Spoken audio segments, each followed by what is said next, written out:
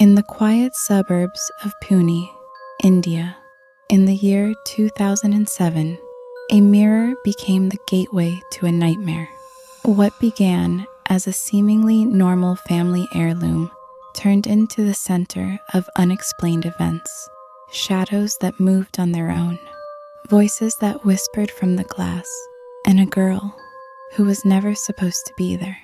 This is the true story of the girl in the mirror, a haunting that blurred the line between reflection and reality. I was 15 when I transferred to a boarding school nestled in the hills of northern India. The place had a weird, colonial vibe.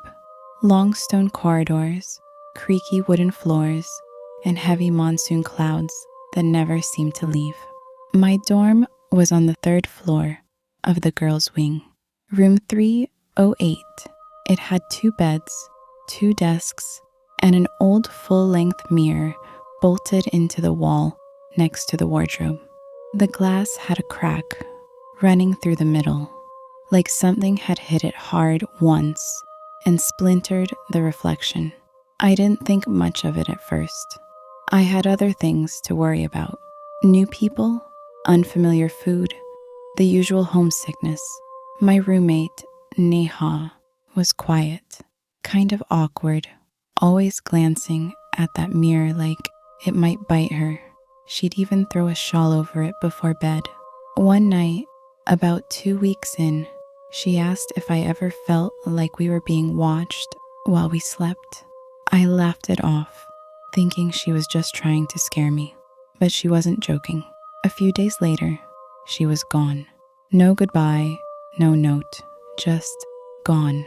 The teachers told us she'd been transferred out due to family issues, but her side of the room still had her books, her clothes, her favorite green diary, left behind like she'd stepped out for class and never came back. That's when things started getting weird. It began with small things.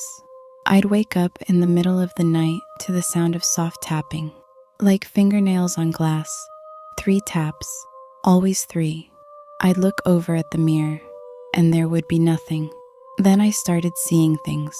Not full-on hallucinations, just glimpses.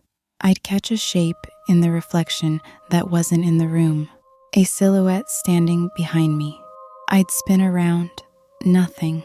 But when I looked back at the mirror, the shape would still be there, fading slowly, as if it had never moved. I convinced myself it was stress. Maybe I was just freaked out about being alone in that room. But deep down, I knew something was off. The air felt heavy, like it was watching me breathe. One night, during a power cut, I lit a candle and sat up studying. That's when I saw her. Not a shadow, a full reflection. A girl standing right behind me in the mirror. Pale skin, long, soaking wet black hair. Her school uniform was damp and torn at the collar, like she'd climbed out of a river. She was smiling. I turned around. Nothing. The room was empty, but the mirror still showed her, standing behind me, smiling that same crooked smile. I screamed, grabbed my bed sheet, and threw it over the mirror. I didn't sleep that night or the next. Eventually, I asked one of the seniors if anyone else had stayed in room 308 before me. She hesitated, then told me about a girl named Ria who had died in that room 3 years ago. Suicide, they said. She had drowned herself in the school well after weeks of complaining that something in the mirror wouldn't stop smiling at her. That mirror, the one in my room, was never removed. Some said the school didn't want to draw attention to what had happened. The next morning, I packed my things and faked a fever. I stayed in the infirmary for 3 days until my parents could come get me. I never stepped foot back in room 308 again. But here's the thing that still keeps me up at night. A week after I left, one of the juniors was assigned to that room. 2 days in, she was gone too. No note, no trace, just her reflection, still trapped in that broken mirror. Some mirrors don't reflect you, they remember the ones who never left. And that was the haunting tale of the girl in the mirror, a story that still sends shivers down the spines of those who remember it.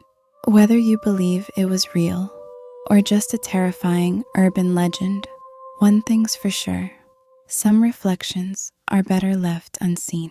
If you enjoyed this story, don't forget to like, share, and subscribe for more real horror from the shadows.